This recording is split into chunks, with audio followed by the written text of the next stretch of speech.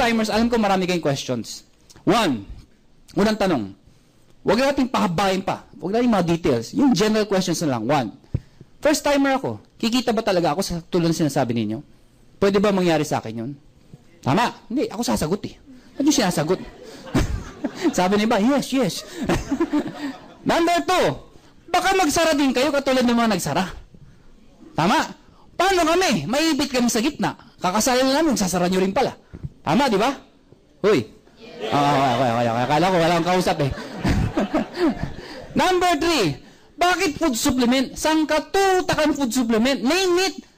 Tumingin kasi sa internet. Diyan na lang sa EDSA. Sa mga commercial. Pumunta ka sa Mercury Drug. Ang dami din networking na food supplement. Saan ka tutakan food supplement? At lahat ng food supplement, pakinggan mo, isa lang sinasabi nila, mabisa sila. Meron bang food supplement na sabihin ganito? Medyo mabisa. Wala, di ba? Isa lang sabihin, gagaling ka, di ba? Lahat gagaling ka, lahat may mga testimony. Kaya sasabihin mo, malilito ka, ano ba talaga? Vitamin C na lang, ang dami sang katutakang vitamin C. So, bakit food supplement? Yan. And finally, number 4, kung ako sasali, yung tanong niya, tinatanong ko. Kung ako sasali, paano yung iimbitahin ko? Baka hindi naman sumali. Di sayang lang, yung pagsali ko. Uy. Sige, unahin natin yung number 1. Ano ulit yung unang tanong, number 1? Wala na. Hindi talagang nakikinig. Alam mo, Pilipino, gustong-gusto yung ini-entertain. Pero pagpalabas dito, ano sabi? Di ko nga alam eh. Ano sabi? Ewan ko. Ay, sali ka. Bakit? Ewan din. Yan ang Pilipino, ha?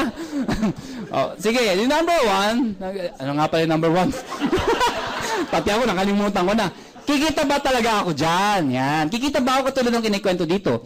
Mga kaibigan, for the past, how many years since 2005, we have created more than 700 millionaires already. Ang rate po natin ngayon, is 2 millionaires per week ang kinikreate namin. 2 tao nagiging milyonaryo linggo-linggo ho. Grabe, no? Ngayon, sasabihin nyo naman, natural, yung mga tao ngayon, yung mga nauna. Dahil ang kumikita dyan, yung mga nauna. May point din naman. Ito explanation dyan eh. Katulad sinabi ni, ewan ko na-explain niya. Kung ikaw to, tinan nyo. Ikaw to, ang dami mo inimbita. Isa lang naniwala. Ganun ka kalala. Ha? Isa lang naniwala, ha? Siguro sabihin natin, nanay mo na lang, pinagbigyan ka lang. Naawa ng nanay mo, anak, ano pinagkakabalal mo? Nanay mo, sumali. Yung nanay mo, kinulit mo. Ang dami rin inimbita. Good news po, isa lang din na paniwala. Sino? Tatay mo pa. Yung tatay mo, walang kamalay-malay, isinali lang ng nanay mo. Dahil sa member, ano sabihin? Oy, member ka na in global. Ano yun? Basta sumama ka, member ka na. Kunin mo yung benefits mo. Ano yung benefits? Iikon ka, x-ray ka. Dinala dito yung tatay mo. Yung tatay mo, hindi uli niya to. Wala akong alam dito. Kinulit ang nanay mo. Kinulit mo rin. Buti na lang itong tatay mo, may kilalang isa. At yung isang inimbita niya, halimaw pala. Ang daming inimbita. Sumabog, naging global ambassador. Pwedeng mangyari yun. Hindi mo to kilala. Kilala ng tatay mo. Pwedeng mangyari yun. Pag ito naging global ambassador, if you will remember, itong tatlong to, pare-parehong global ambassador. Ibig ko sabihin, hindi yun ang point ko. Pinapalapakan nyo, hindi pa yun ang point eh. Nauuna yung excitement niya eh. Ang point ko, sino na wala, di ba siya? Pero, mas malaki kinikita nito. Bakit? Di ba may 1.5 siya? Di mas malaki kita to. Nakuha niyo ako? Ang good news dito, pag kumita to ng pera, kumita. Pwede pa siyang bumili ng isa pang account. Ano ibig sabihin nun? Ito siya. Bumili siya isa pang account, ilagay niya dito. Bakit siya ibibili sa pang account? Kasi ang dami niya pang kilala eh.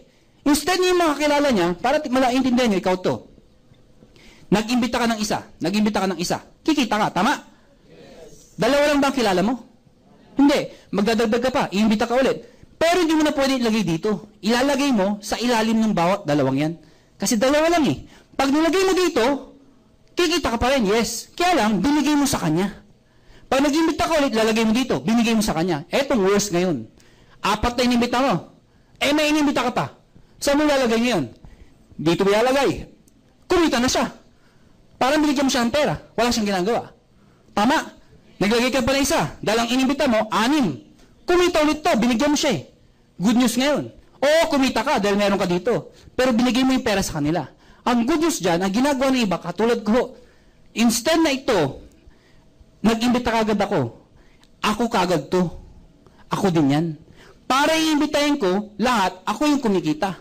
Same effort, dagdag ng 2. Intindihan nyo?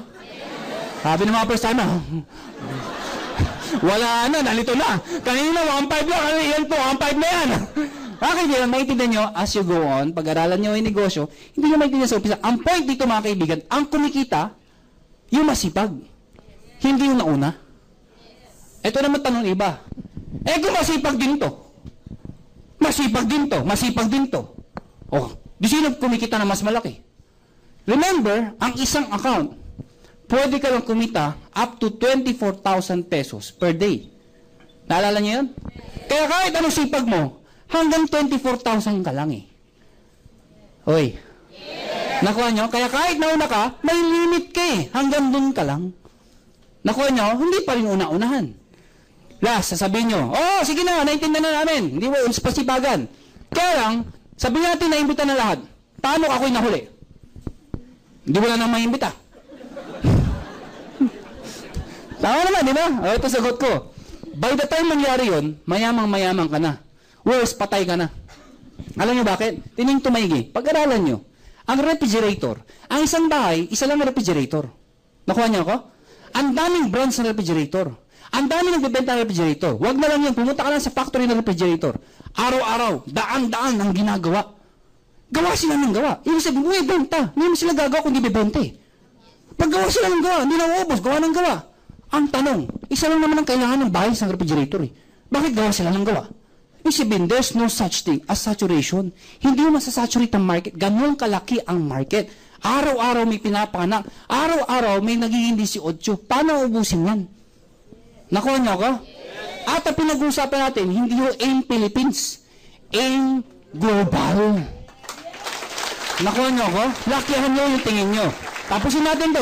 Number 2. Ano yung pangalawang tanong? Magsasara. Baka magsara din kayo. Ito yung ginawa namin noong 2005. Tinatayo namin to. Ano sabi ng mga tao sa amin?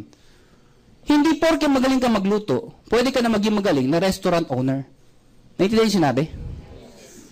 Hindi porke magaling ka magluto, pwede ka maging magaling na restaurant owner. Tama ho yun. Ito sagot ko.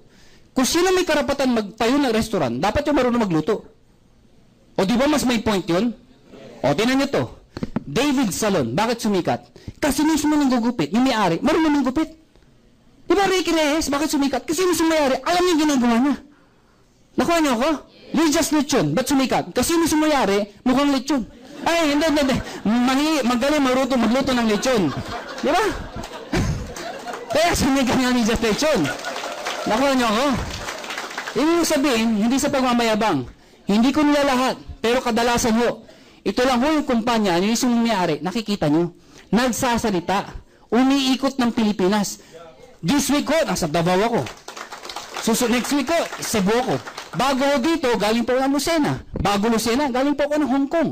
After po ng Cebu, pupunta naman ho kami ng Singapore. Pagkatapos Europe, bakit po? Ang dami nating branch eh. Ang hindi ko lang pinupunta, Nigeria.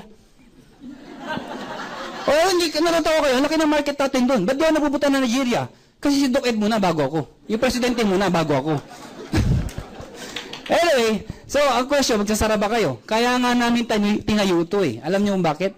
Sawan-sawa na kami sumali sa mga kumpanya nagsasara. Kaya namin ito tinayo para hindi na magsara. Yun ho ang idea namin. Bakit namin sasara to? Dami yung mayaman, maganda yung produkto. Ba't namin sasara? Ay kung sasara namin ito, hindi ako magpapakita. Bakit? Hanapin niyo eh. Nakuha niyo ako? Itong itsuran to, manloloko. Tinan mo yung katabi mo. Tinan mo. Tinan mo. Pag maporma yan, walang pera yan. Puro dating, walang datong. Pangatlo, tapusin natin. Ano yung pangatlong tanong? Ano yung pangatlong tanong? Food supplement na naman. Bakit food supplement na naman? Mga kaibigan, 3 major reasons bakit food supplement. Number one, dapat ang produkto highly consumable. Imagine nyo kung produkto natin bag, sapatos. Kailan ulit kayo bibili ng sapatos? Ha? Kinakain nyo ba yung sapatos? Hindi, di ba? At yung sapatos, pinapamana. Huwag mo tapon yan, gagamitin ni Junior yan. Oh, di ba? Luma na, gamit-gamit pa. Matagal maubos. Ang food supplement, mabilis maubos. Number two, dapat may unique selling proposition. Ano ibig sabihin nun? Kung yung produkto mo, mabibili sa labas, ba't pa bibili sa'yo? Di doon na lang bibili sa sigurado laging bago. Nako. Ba't pa bibili sa'yo? Bibili naman pala doon. So, dito, dapat unique selling proposition. Kahit saan ka pumunta sa buong mundo, wala ka mabibili ng produktong to, kundi sa AIM Global lang. Nakuha niyo ako? Kahit dumirect ka sa Nature's Way, kahit ilang milyon ang dalhin mo, Nature's Way, I'm going to buy these products, yung products ng AIM Global. Bebentahan ka? Hindi ho. Saan kayo tuturo? Sa AIM Global. Sino may-ari? Pilipino. At ang isa sa may-ari, nasa harapan mo. Nakuha niyo ako? And number three, bakit food supplement? Mga kaibigan, it builds loyalty. Ano yung loyalty? Kahit hindi ako kumita ng pera, basta gumaling ang nanay ko sa high blood niya, bibilin ko yan. Kahit hindi ako kumita ng pera, basta gumaling tatay ko sa arthritis niya, sa cancer niya, bibilin ko yan. Pag gumaling yon, it builds loyalty. Kaya food supplement. Nakuha niyo ako? Last, number four, baka naman iimbitahin namin, hindi sumali. Sa'yo naman yung pinansali namin. Hindi matatapos po yan. Yun lang.